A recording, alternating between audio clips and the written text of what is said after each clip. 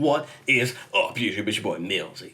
Back with Hometown Commander. We're back for another episode of Millsy Brews, the show where I brew my version 1.0 deck list of the commander in front of us on my quest out brew.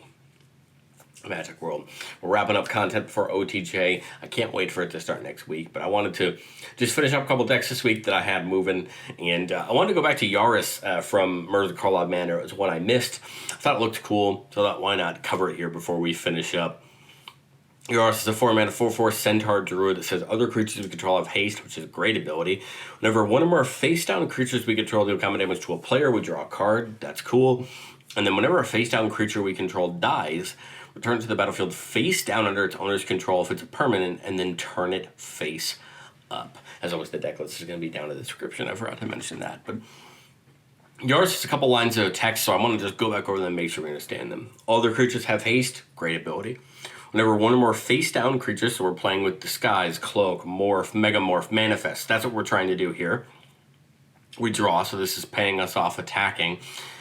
The last ability is the one that's really important. Whenever a face-down creature we control dies, we return it to the battlefield face down under its owner's control if it's a permanent, then turn it face up. So that's kind of an interesting ability. What I like about it the most in all reality is it just gets us back those, Disguise, Cloak, Morph, Megamorph cards if we do them and then they die, we can get them back. Not if they get exiled, but if they die in combat or get destroyed, we can get them back and get them face up, which is kind of where they want to be anyway.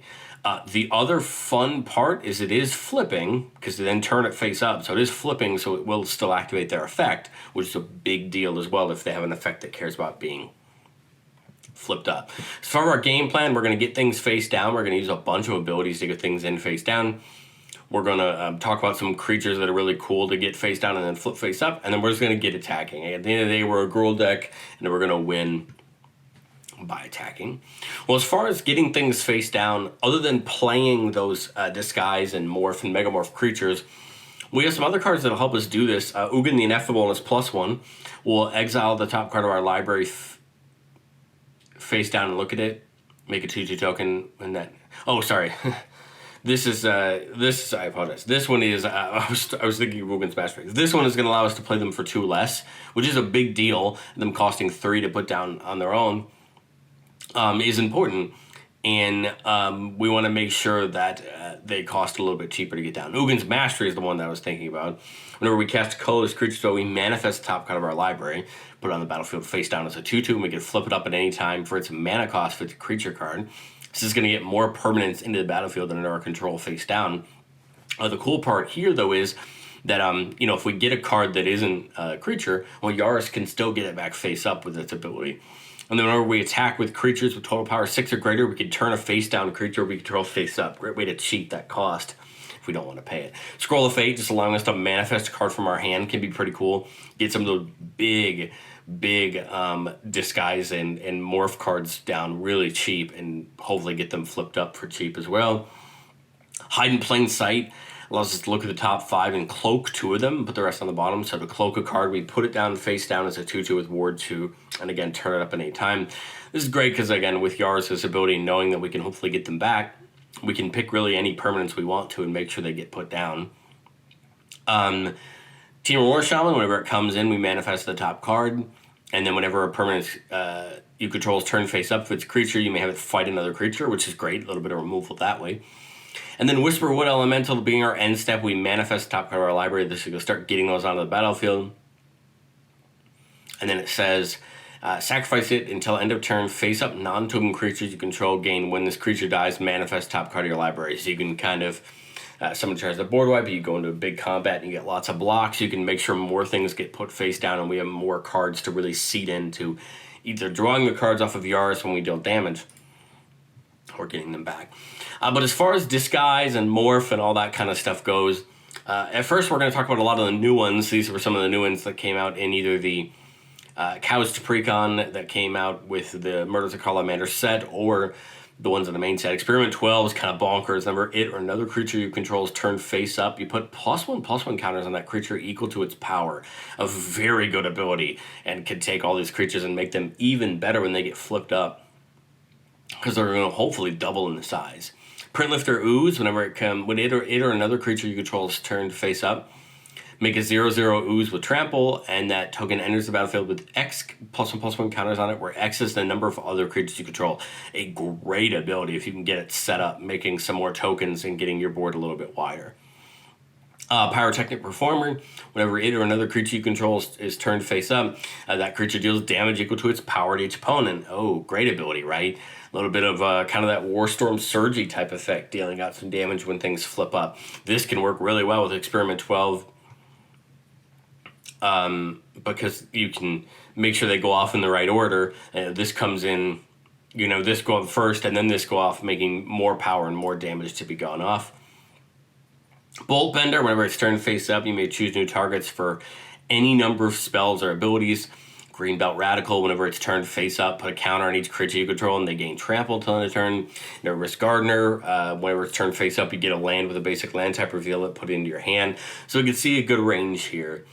Combat abilities, ramp, other abilities. There's so many cool cards that they added with Disguise, and there's also so many great old Morph cards. I could probably talk for a few minutes about 9 to 12 of these. I just wanted to show off just a few of them, so you start to see that you have the cost is always going to be 3 to get put down, but when you turn them up becomes really important for what they do.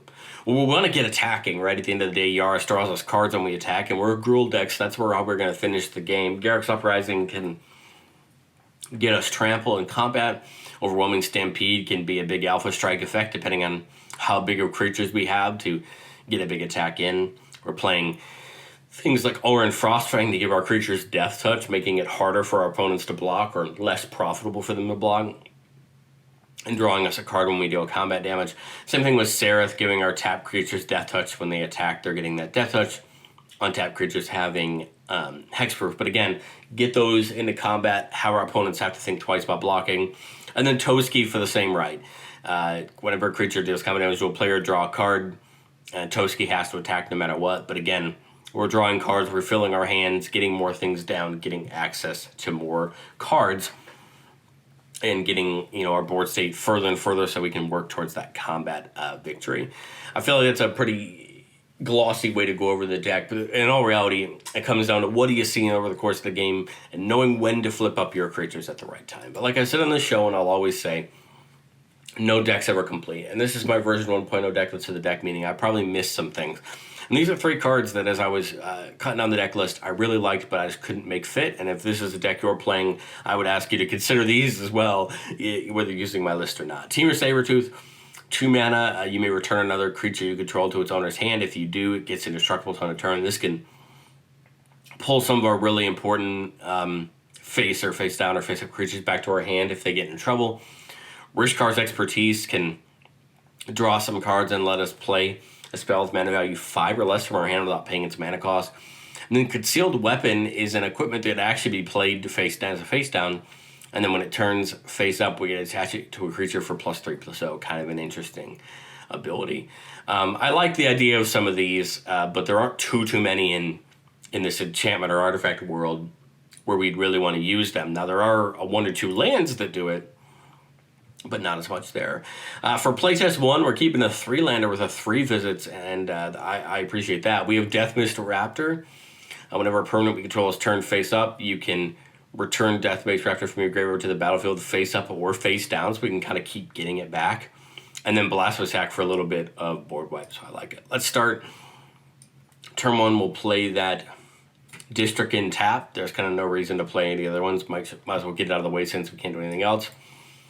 Surveilling 1 for Mosswork Bridge, and it's a pretty great card. It can allow us to get something for cheap out later. I like it. We'll keep it on top. Turn 2, we draw that Mosswork Bridge.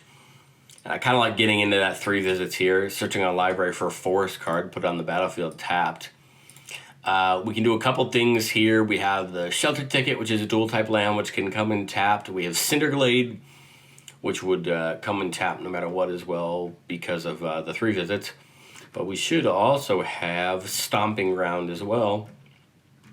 So we have a choice of multiple dual lands, or we have Wooded Ridgeline, which comes in tap no matter what. I'll take that one. Shelter Ticket we can cycle. Cinderglade's probably going to come in tapped by the time we get it with the amount of basic lands that we have. So I like that one, get it in tapped. And we'll move on to the next day. Turn 4, we see a Montaigne. And I think I like the idea of getting Yarus down here. Because we can't Yarus and do anything next turn. We could morph this down and hold up Heroic Intervention next turn. But I guess the argument there is we couldn't get the draw off of... Oh, we can, because it would gain haste. Yeah, let's put Yarus down. Other creatures have haste, so next turn they'll be able to attack when we put them down. I like it. Next turn here, we'll get this Mossbark Valley out. Or the Mossbark Valley out. Scroll of Fate's tempting. We just don't have it there yet. I think I play the Raptor here face down as a 2/2 because of the Morph type there. And it gains haste. If we have an attack, we swing it in. If so, we draw a card. If we don't have an attack, we don't. For the purposes of this playtest, we'll just say that we don't have an attack. For being turn 5, you never quite know what people have on the board. But we'll leave this Heroic Intervention up, just in case. Turn 6, we see a Shrine of the Forgotten Gods. We can tap it for a colorless, or tap it for 2 colorless only to cast colorless spells. And we can activate this only if we control 7 or more lands. So we're 1 land off. I like the idea of the Scroll of Fate here. And then I would probably honestly morph something in our hand face down. If we're not worried about the board state, I'd probably I'd probably manifest the Blasphemous Act at this point. We have protection, we have Beast Within. I think I would probably do that. Flip it over here. And that'll be a manifest. And then it can get attacking this turn potentially. And we have the Beast Within or the Heroic Intervention to protect it with 3 mana up. Get attack, let's say this turn we get at least 1, drawing 1 card. And we'll go another turn here. Anox Survivalist, when it gets turned face up, we get to destroy something. Teamer Shaman for 6 could get us something manifested. I kind of like the idea of putting the Anox Survivalist face down and just having it to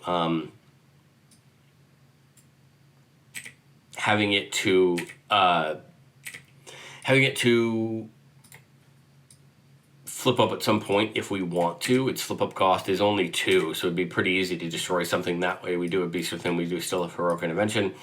Maybe we try to take an attack here. Let's say we connect for one of them with 3 creatures. And this is a board state where if anyone ever wipes the board, we could protect it with the Heroic Intervention. Later, we could always let it go. Maybe we block with them and have them die and return back, basically, and get value out of it. I like this board state, and I think it kind of pushes us down the right direction. But let's go one more. See a 3-lander with Soaring and Ugin the Ineffable, and then Experiment 12, and Zoetic Cavern, a land that we can actually morph in. Kind of interesting. I like this hand, and we see Eudora. Never another non-token creature you control dies. You may return it to the battlefield face down under its owner's control. It's a forest. Pardon me. I like this ability a lot because if we can't keep Yarus out or something happens and we don't want to use Yarus' ability, we can bring it back as a land. But I kind of see no reason not to just, get that Soaring down. The joke at most tables is it's going to cause people to look at you a little odd. But I think it's still worth getting down. Now, turn 2, we have the Morph right now for the Experiment 12, but we could also get the game trail in by revealing Sheltered Thicket and get Yarus down, which is actually, I think, what I want to do. Turn 2 Yarus seems like it'd be pretty darn good and get us set up for next turn.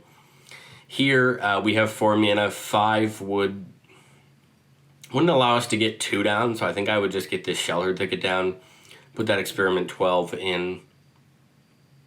Face down for the disguise. If we have an attack, that's great. I would take it. This is turn 3. We could logically have an attack right now, depending on what the board state looks like. For the purposes, again, of this morph, I'll say that we don't. But, again, it would be pretty great if we did and we could draw a card. We'll go to the next turn. Rootbound Crags are going to come in and untap 6 mana, so we would have enough for Ugin the Ineffable. If we want to do that, it would bring the cost of our future morphs down pretty low. We could always morph the cavern in and do that as well.